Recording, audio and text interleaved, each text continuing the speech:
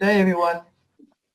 With me is Marieta Weemen, good friend of mine from the Gouden Reis or the Golden Voyage. And today we are going to be discussing a few sensitive subjects, but the way that we're going to be discussing it is um, in a guided way. And our subjects will be about magic and what magic is, but specifically, and the role of spirit and the internal spirit essence and all of such things.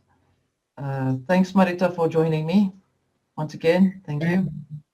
Thank you for inviting me and for having this conversation. I think it will be wonderful. We have to wait for it, but every time we speak, it's always great to join up with you and to have our conversation. So let's do this. That's right. Let's do this. We've got an open floor in our discussion, and the reason we choose that is because we are guided in the way that we discuss the elements. So magic.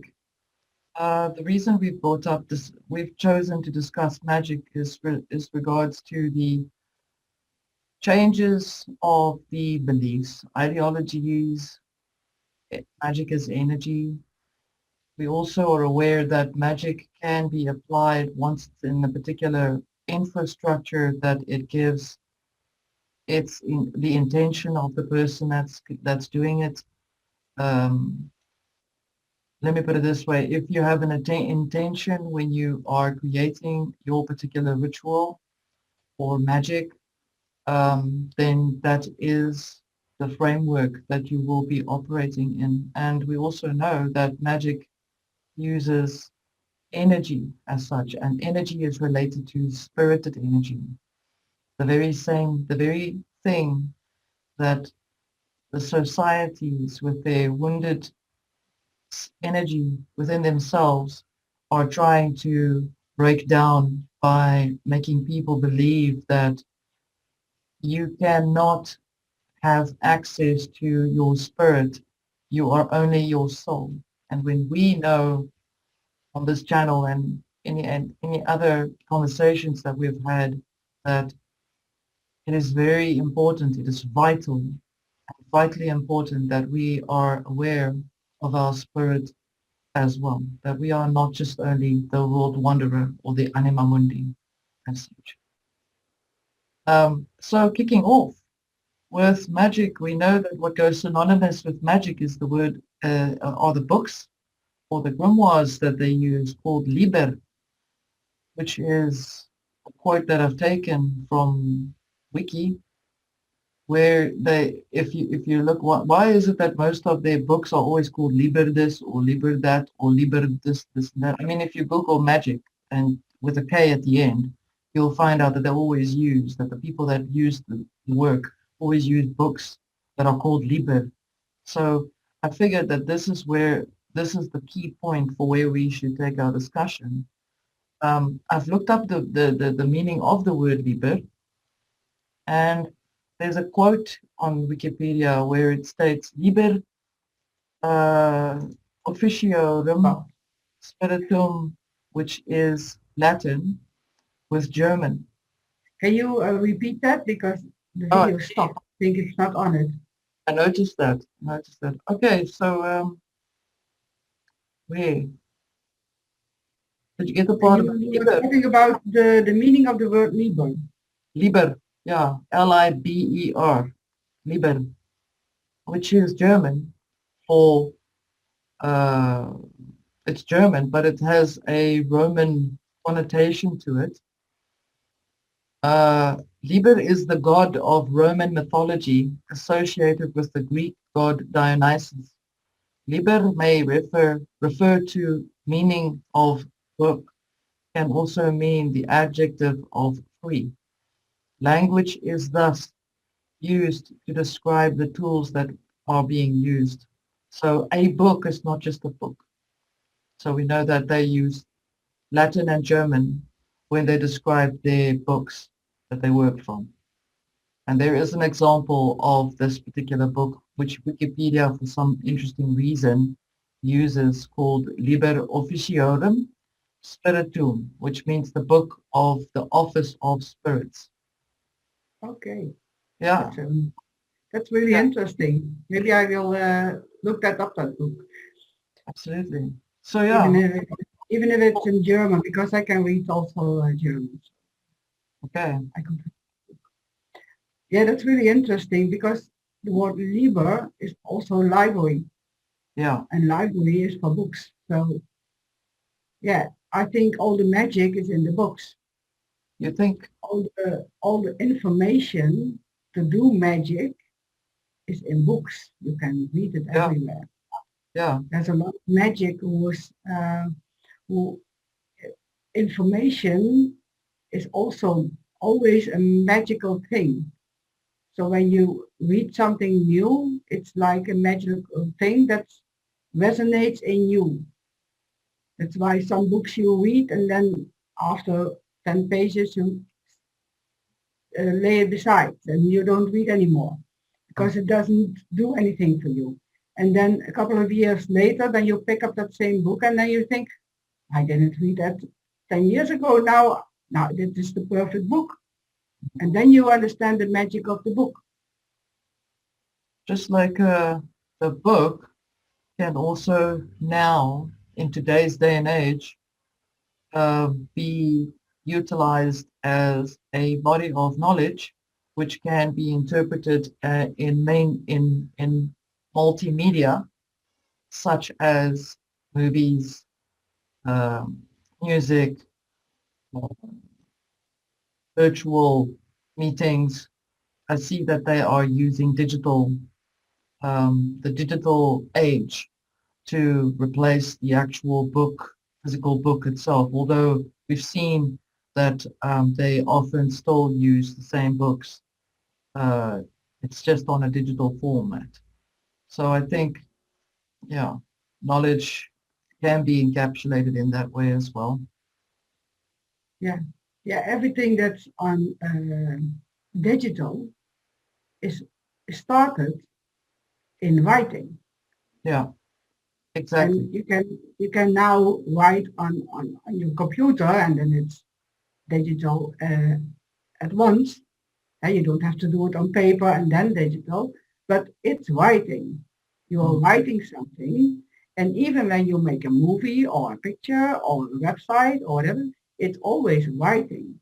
Even writing the website is to make it visible to somebody else, you have to write a digit code to let out the website or the photo or whatever. You yeah. have to write it. So everything is written down. It's also an Egyptian, the pharaohs did say that. It's Mm, written down, so now it's the law. yeah.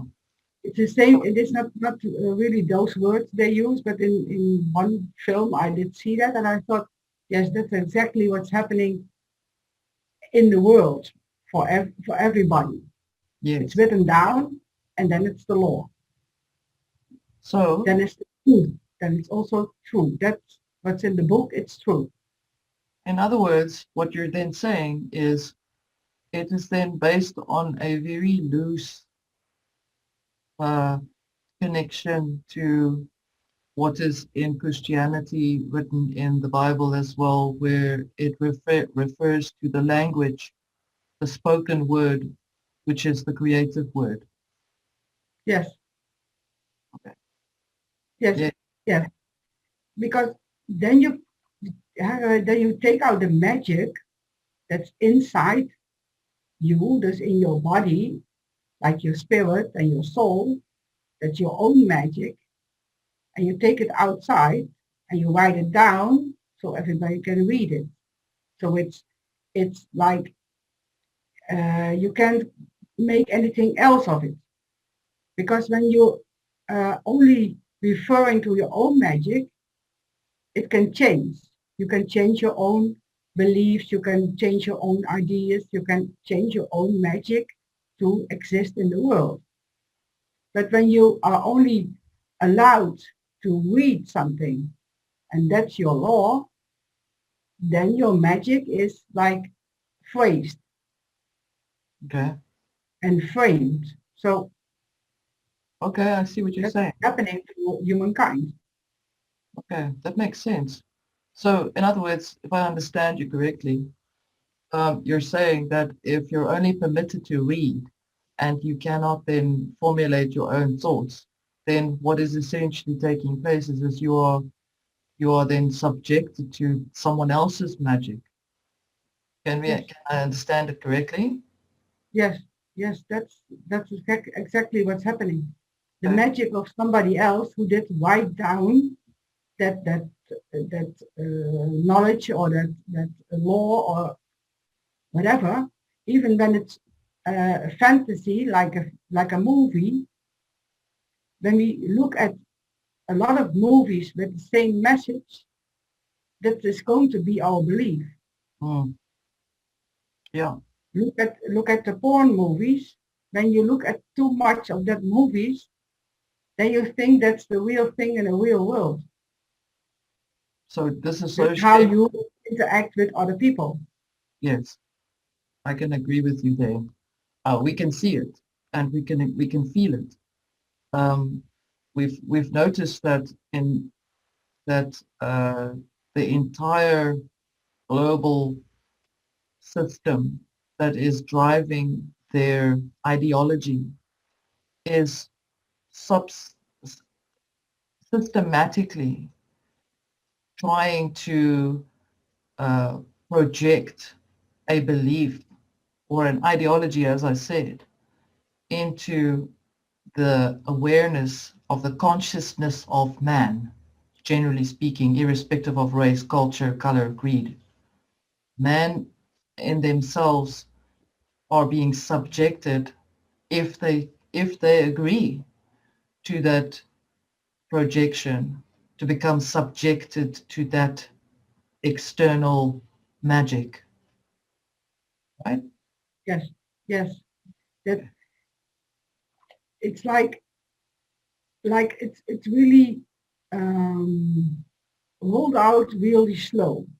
It started like a good thing, and then it slowly transformed to manipulation, and that's where we are now. And now it's for the human is it's now time to go back to your own magic. Just Okay. believe your own magic and trust your own magic and rediscover the magic you are and you are capable of and your power of your own magic. So And please go ahead. Please go ahead. yeah, it's not only that are that everything we read or we see or whatever that is bad because a lot of things are helping us, but it's difficult to discern what is helping us and what is not helping us. So when we go back to ourselves and uh, um, review everything, every information we receive, then we will notice what is good for us and what not. Because not everything what's bad for me is bad for somebody else. Not everything is good for me is good for somebody else. So that's why you have to do it for yourself and look what fits with me, what magic is my magic, it's resonating with me and what's not resonating with me.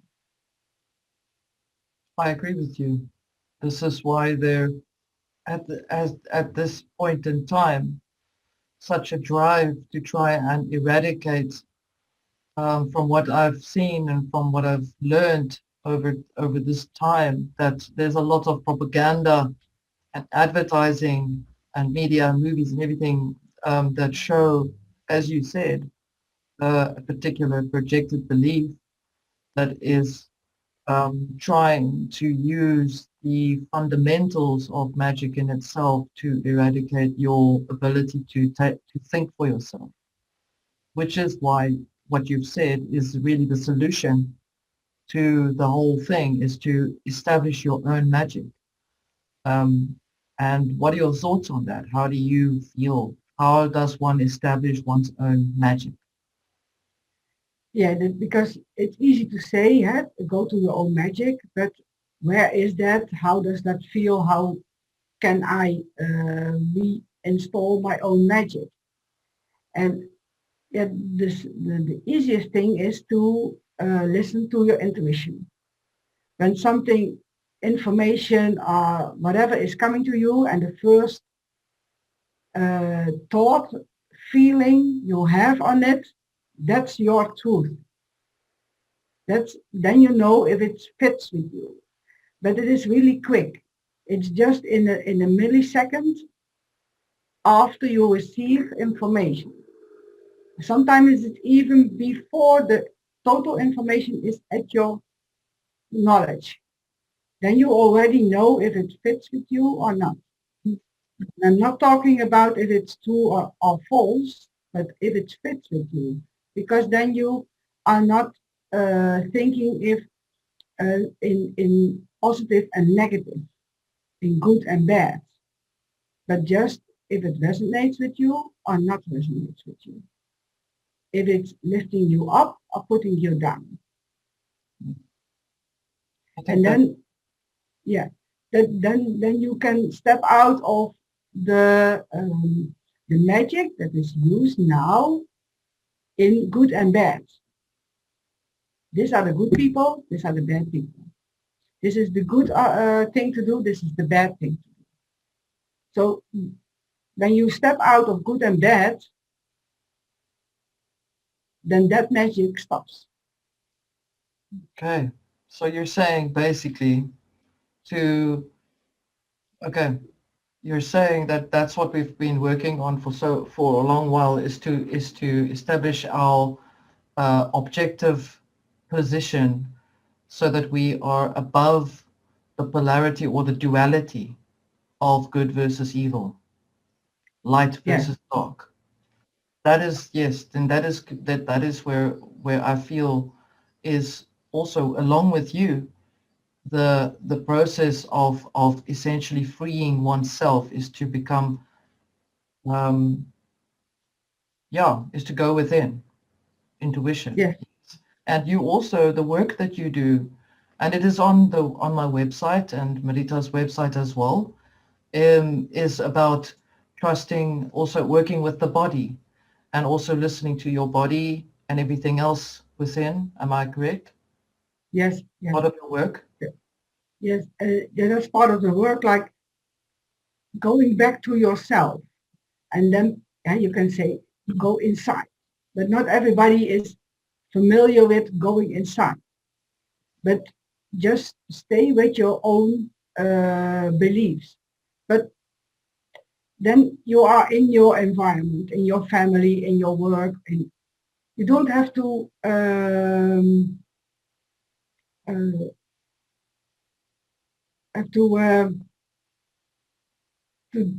express it all the time, or you don't have to talk about it to other people. You just have to acknowledge, or to recognize, or to see, or to feel. That's the start. It's not for everybody to go out and stand on a on a on a podium and to say, oh, we have to do this, because then you go back to this is good and this is bad. Hmm. And when you stay in, is this for me? Is this feeling resonating with me, or is this not resonating with me? Is somebody saying something? You don't have to say, "Oh, I don't think that's right." No, just for yourself, just recognize and just observe that you are recognizing what that person is saying, because you can think it's not the good thing or the bad thing, but the other person has another view. And maybe he needs or she needs that thing to say, to learn about. And you have to learn about recognizing, Is this resonating with me or not? That's how I try to stay in contact with people. When I in contact with other people, I try to stay in that level. It's not always easy. I'm not saying I'm doing that 100% in my life. That's humankind. That is part of being human. You go in it and you go out it. And when something happens, you're totally not in doing what you really want to do. But then you go back. You say, okay, I recognize it. I recognize what I did. I recognize why I did it. And then you learn and then you can evolve. And that's your own magic. So your own magic is essentially organic. It doesn't have physical constructs that lock you into any beliefs. So in other words, I think when people used to say, it's okay, I've done this, and it's only because I'm human, is not a good example. Is a bad excuse, or it's a bad example, because then it means you are only taking responsibility for some things, and other things you feel you can't handle is out of your reach. In other words, you limit yourself. So what I'm sharing with you as my thoughts are, it is an organic process as what you're describing, which I feel is really, really um, very important for people to understand, that to be organic is to be internally individual in your awareness of how you would breathe, for example, in and out, not so. And so in Yes. the same way, breathing in and out is your air is expressed out. It's not through a straw or through a pipe, which is limited. No, it's going everywhere. When you Yeah, breathe out, right, it goes in your total environment. It's right. not not sticking around like in a meter or in two or in 10. No, it's connecting with all the air on Earth. Yeah, So what you are breathing in and out is also having an effect on all things on Earth because everything is breathing in and out. yes. Even the plants are breathing in and out. So then we can say that we are essentially organic beings, because if we Yes. wanted to live like some globalist people, excuse me, uh, they live without that comprehension. They choose to eradicate that comprehension, that they refuse to comprehend. And here's a quote which I want to read to you, which is quite disturbing.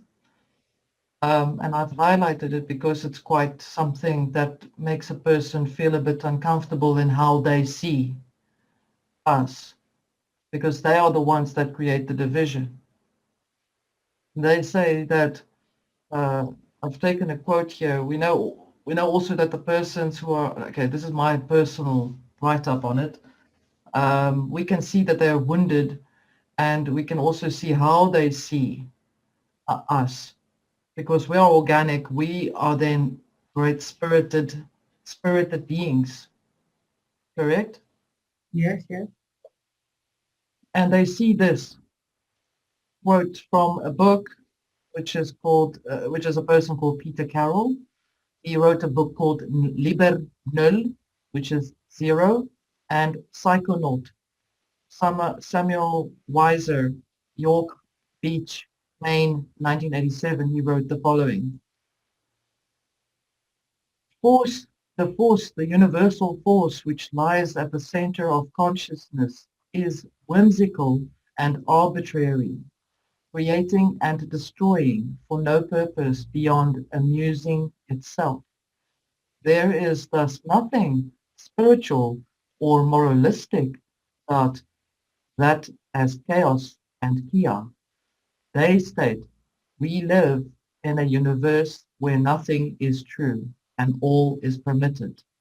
You see the twisting of removing the awareness that we are aimlessly dwelling in the world, like without reason, and that how we exist as spirited, organic, individual beings, um, that we are whimsical and aimless.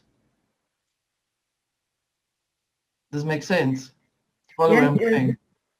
what he's saying, when I translate it to my Yes. belief in my knowledge, is that he's saying like, oh, don't worry about destroying things, or everything is an illusion and everything is not real. So it's allowed to destroy things and to have fun with destroying other people or other people's properties.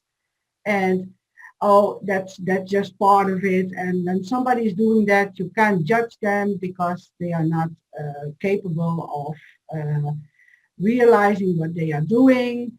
And yeah, that's just the way humans are. So don't worry. Yeah, exactly. So, Yes, and that's sorry. no, go ahead. Go ahead. Okay. We're on the Uh, same wavelength. yeah, yeah. That it's like when a mother has a child that is disrupting the whole party and saying, "Yeah, he's just like that," and not correcting that child or not talking to that child or not stopping destroying or disrupting the party. So that's what they say. It's allowed to be the destroyer of things of other people. Interesting you bring that up because I've just thought as you were saying it, I know about this whole Waldorf school belief ideology thing, which is based on, I can't remember who they even were when they started it off as, but that was just another framework to shape the minds of children, to allow children to function without a form of um, well, I would interpret it as a boundary, which is for a child very important to learn security and trust. And for a child to live without that awareness of a boundary means they feel then completely exposed, but also then seeing that they then automatically would then do what they do, let's say in a chaotic manner. And we're not referring to children that may be on a personality level chaotic. This is not in reference to anyone's children or anything like that. This is just purely discussing in a philosophical, metaphysical relation to the above said quote, which I will post at the end of this video on the about for all of us to look at. This is what we are discussing, what we are seeing is happening in the world as we speak. Um, to live without a boundary is to live without the awareness that one is protected and that one is secure. Um, and then essentially becomes a wounded person. Would you agree? Yes, yes, yes. When I look at my practice and the people that I see, a lot of them are wounded by not having any boundaries. Um, it's not like people think boundaries is like restriction, but it's also a boundary is also necessary to know how far you can go. It's all when you look at animals, they also do that. Hmm. They when you have a cat in your house, it's like a male cat. It will spray their boundaries. This is my area. Hmm. When you have a mother cat with kittens, then it will correct the kittens when they do that's not allowed. So the mother gives them boundaries. and the kittens will try to uh, make their world bigger. And when they are ready, then the world will be bigger. Then the mother allows it. And that's what humans, when you look at some school systems, they say, oh, the boundaries, that is bad for the children because they can evolve or they can grow, they can discover themselves. And they're right at one point. But when the child is out of control and you say, oh, I don't have to do anything to control the child, then the child doesn't have a reference for what's allowed and what's not allowed. And it's not that it's allowed in the outside world, but also what's healthy for the child itself. Mm. Also mentally, what Mm. it's allowed. Because when it's on the street and all cars are running around, you also say the boundary. This is the footpath. You have to stay here. When the stoplight is red, don't cross because the cars are coming. That's also a boundary. And that's okay.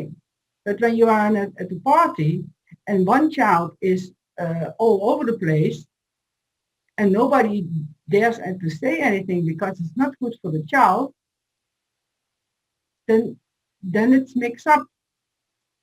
Then we go in. We have to nurture the child all the way, Mm. and then you go over the top, and then you are far behind your own boundaries, or you have your own belief in what is good for your child. Because I look at mothers when they have their children all over the place, and I see they want to do something about it, but they don't know what to do because they are trying to do that what is said to them or what rule is allowed at that point of time. But they are not listening to themselves, to their own feeling about their own child. Yeah. And I Yes. think that's where, yeah, humankind is going off that off of the path of being humankind. I think that you are right. I have looked at that particular aspect of what you're bringing up um, as part of the transhumanist agenda. There's such a strong drive to try and populate the consciousness with artificial intelligence um, in terms of that is eugenics and this eugenicide and transhumanist, and I've thrown all these labeled words out there, but essentially to have no secure form of protection is essentially the transcending or transition with the agenda, okay, to eradicate your personal security within yourself or to eradicate the belief that you are personally in your safe space. Like, for example, we know that they've been promoting quite aggressively and implementing it in some places in the country, in the world, excuse me, about comprehensive sexuality and the things that they like to project into the thoughts of children. And it is rather a sensitive subject because the material that they give the children to do is extremely um, it's based on extreme breaking down of your personal space, your personal secure space. In other words, we know that it will be seen by some people as, yay, now we can let the children be taken care of by the school. We don't have to look after them now. They can just look after my children. And then we also know that some of us will take our children out of schools and teach them privately. Um, so again, we know that there will always be some people that will allow that particular process to take place. Like you say, from the people that you've worked with, that it is probably because the parents feel that they are, if they've grown up in a household, perhaps, and I've seen it also in people that I've worked with, if they've felt that they've been treated really staunchly or with discipline, that they would then want to do the opposite completely. Yeah. So, and I suppose the other way around as well. But again, uh, we're discussing the personal boundary space that is our temple, call it that we have an agreement or a covenant with. I use that word, yes I can, that we have within the awareness that we are spirited individuals with our souls intact in our mind and body, including our blood, and that we are an acknowledgement of that at every given point in time. I know that I've just given a few words here, but it's there for a reason. Uh, Yeah, yeah, yeah, that's I totally agree with you. That's it, and I think it's even a step for more farther. I don't know. It's another step is what's going on. It's not only your personal, but it's your personality. yes. Your personality is taken away from you and is uh, replaced with artificial intelligence. That's what they're trying to do. That's what they say. It's better for you to be an artificial intelligence than your own personality. Mm, yeah, But your own personality is thinking for itself and is that's your own magic, your own personality. yes. But when you are when it is replaced with artificial intelligence, then that's the magic that takes over. And the artificial intelligence has no gender, has no personal space, has no meaning, has no thoughts, is just a computer.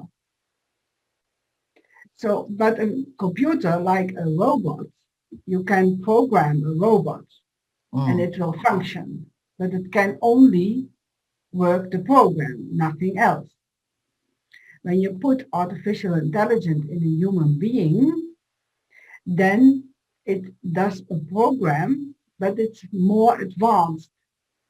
A computer will never be that advanced as a human being with artificial intelligence. So it's the best robot they can produce is to mix them, mm-hmm. to mix the robot, the artificial intelligence, and the human being, and to create a new species. But a new species has no gender, no personality. And that's why they are programming, like like they say, yeah, it's okay when you are a boy, not born a boy, and you want to be a girl, then we will fix that, or other way around. And that's like gender neutral toilets are coming. I don't know if you know, but in every house, there's only one or two toilets, and it's always gender neutral. Hmm. Yeah, I thought that maybe I mentioned something new, but it makes sense that what you're saying. that Yeah. that are things they bring it like it's new. We have a toilet in a restaurant and it's gender neutral. Hmm. I think a toilet doesn't know what gender is sitting on it. Yeah.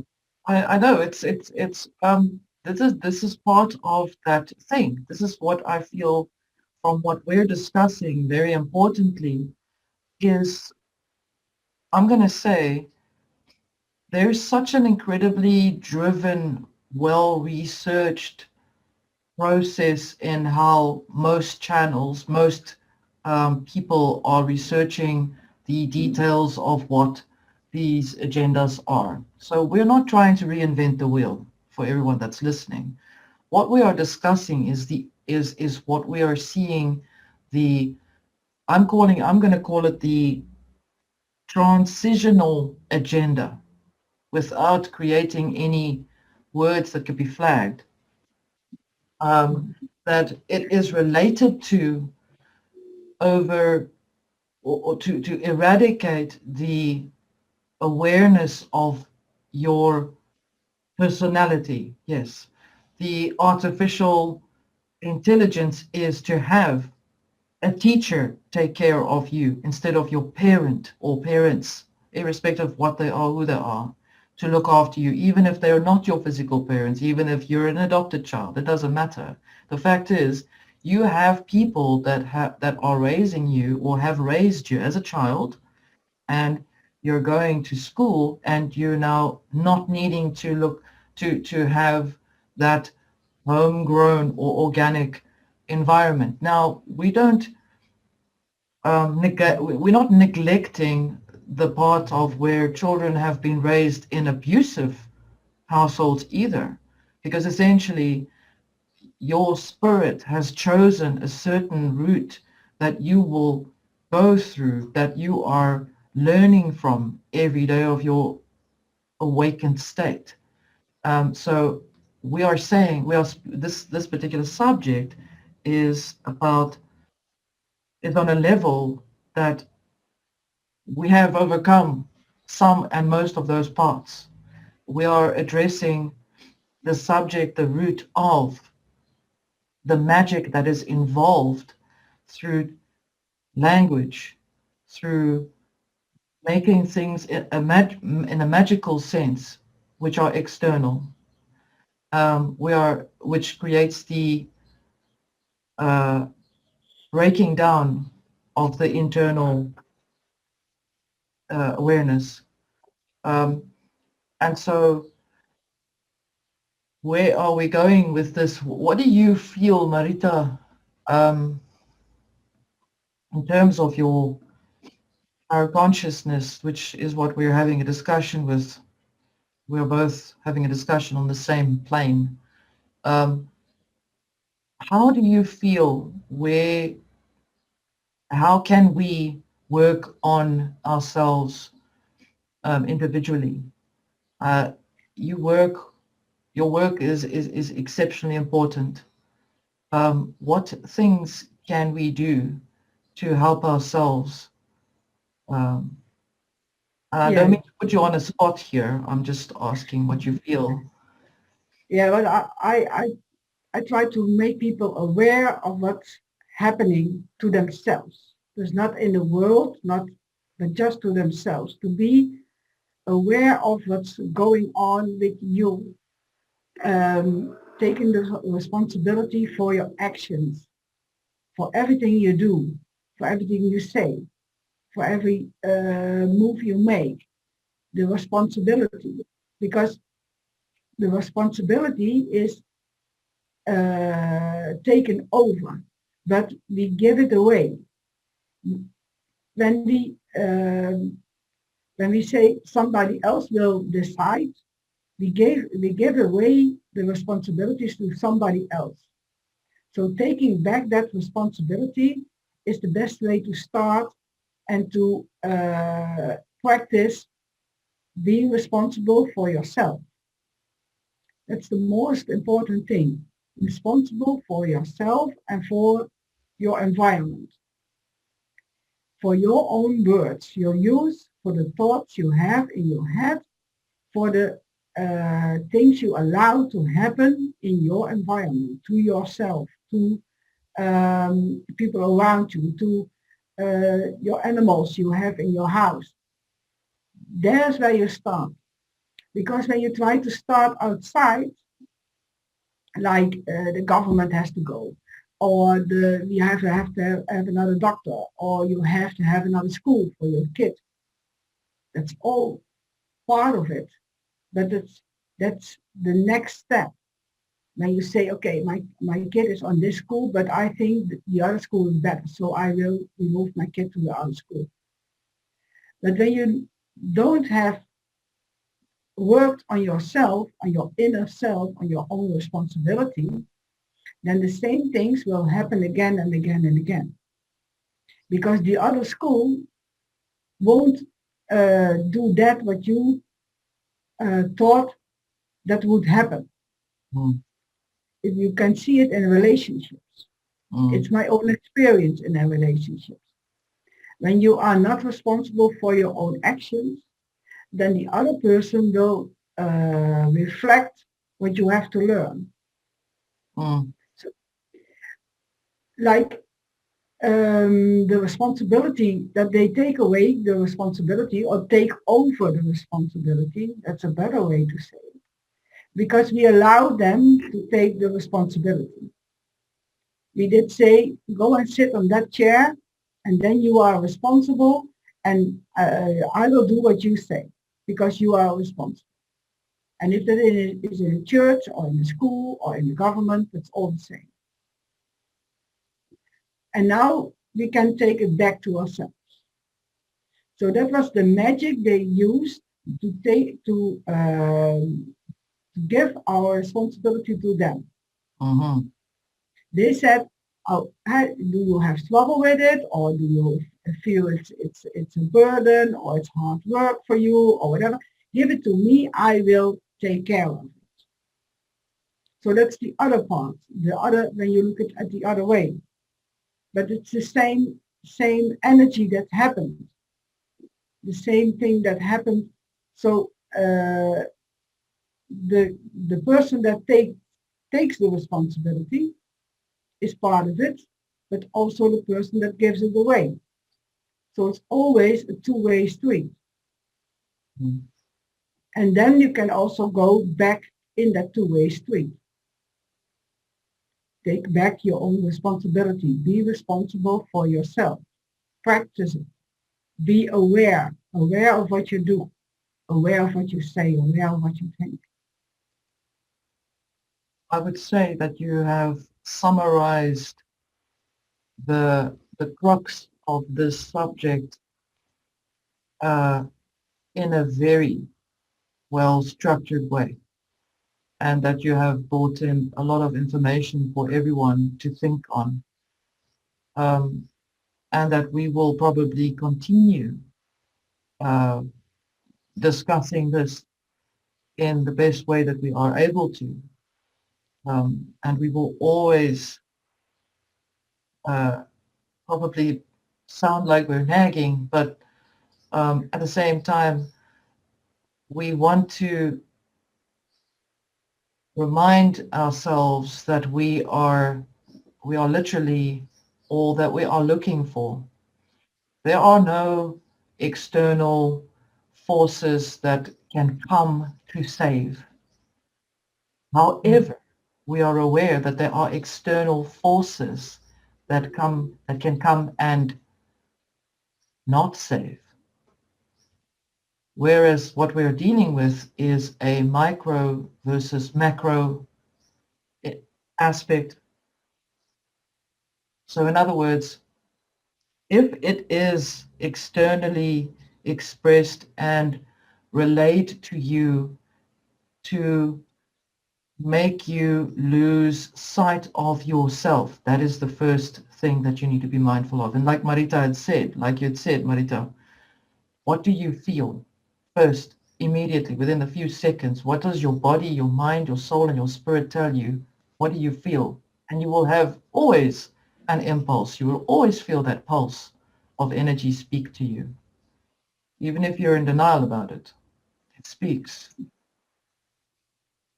So this subject is by far not finished. We will definitely be bringing some more of this information in as we are guided. Uh, And so I want to say thank you to you for being part of this. Thank you for letting me communicate with you. Uh, Yeah, you're welcome. But I have to thank you for facilitating this and to ask the questions because when the questions are asked, then the answers are coming yeah, from my higher self. They are coming like water. They flow out of my mouth, and then it's all very easy. But I think a lot of people are having this kind of magic in themselves when somebody is asking them questions, then the magic is flowing out. And that's also something people are saying, oh, ask questions. And then when you don't know something, ask questions. But when I look at the world at this moment, when you ask a question, then you are put in the corner with your face to the corner because don't ask questions, just obey. yeah. That's a little bit structure in this time we are in now. So that's also a sign that asking questions is more and more important. Mm. Even if You can look, and when you look at the magic, maybe it's good to say about the magician. When you go to a show and the magician is on stage and he is doing his tricks, then he always tries you to look at a different angle than where the real thing is happening.